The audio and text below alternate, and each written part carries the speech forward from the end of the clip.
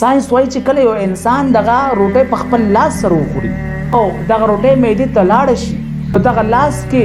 چې کوم اوبه د دغه مساماتو نه راوتلي چې دا د انسان د سترګو په نظر سره نشي راتلی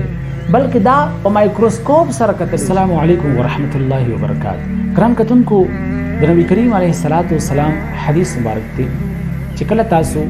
روټۍ خورئ نو تاسو په لاس سره خورئ او دغه روټۍ تاسو په دغه درې ګوتو سره خورئ. دا د نبی کریم علیه السلام مبارک سنت عمل دی. محترم حاضرینو، لکه څرنګه نبی کریم علیه السلام مبارک فرمایي چې څوک زما په یو سنت باندې تمسک وکړي، هغه زما یو سنت ژوندی کړي په زمانه د فساد کې، الله جل شانه به دغه انسان ته د 100 شهیدانو برابر اجر او ثواب نصیب کړي. ګران کتونکو، دغه فواید، دغه اجرونه، دغه ثوابونه زموږ ستاسو دپاره په آخرت کې دي. الله جل شانه به دغه ثوابونه دغه خپل بنده ته په آخرت کې ورکوي. او که چېرته موږ تاسو ساينس ته وګورو، که چېرته موږ تاسو ډاکټرانو مشورو ته وګورو، ساينس وایي، ډاکټران وایي چې کله یو انسان روټۍ خوري په وخت روټۍ کې د دغه انسان چې کومې ګوتې دي،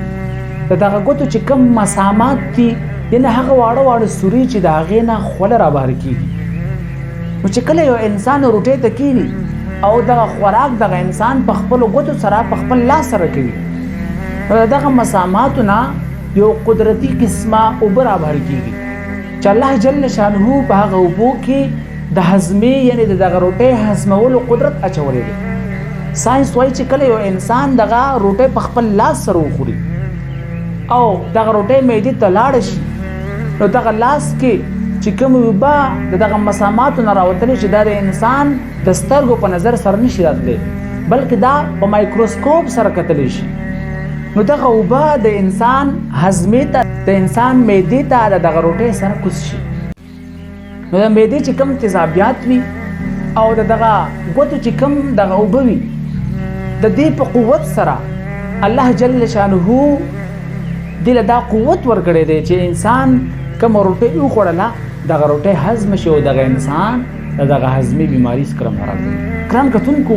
د نبي کریم علیه السلام مبارک په دغه سنت کې څومره لویه فایده زموږ او ستاسو لپاره په دغه دنیا کې پرته ده، ځکه چې اکثر له خلکو ته چې بیماریانې لګېږي هغه وجه د هضمېدو چې هغه انسان هضمه خرابوي. موږ تاسو چې دی د روټۍ هضمېدو لپاره چې دی مختلف قسمه اشیا خورو، مختلف قسمه اوبه، مختلف قسمه بوتلې، مختلف قسمه اشیا چې هغه څه خو که چېرته موږ تاسو د نبي کریم علیه السلام مبارک په دغه سنت باندې عمل وکړو چې دغه خوراک هم په خپلو ګوتو سره، په خپلو لاسونو سره وکړو، په چمچه باندې ونه کړو، نو الله جل شانه په دې کې داسې یو قدرت پیدا کړی دی، په دې ګوتو کې چې یو داسې قسم اوبه پیدا کړي چې هغه د انسان دغه روټۍ هضموي. نو په دې کې زموږ ستاسو دنیاوي دا فایده ده چې دغه انسان به هېڅکله هم د هضمي بیمارۍ کې نه مبتلا کېږي. الله جل شانه په دغه واز باندې اول ماله به تاسو ته د عمل کولو توفیق رانصیب کړي. واخر دعوانا الحمدلله رب العالمین.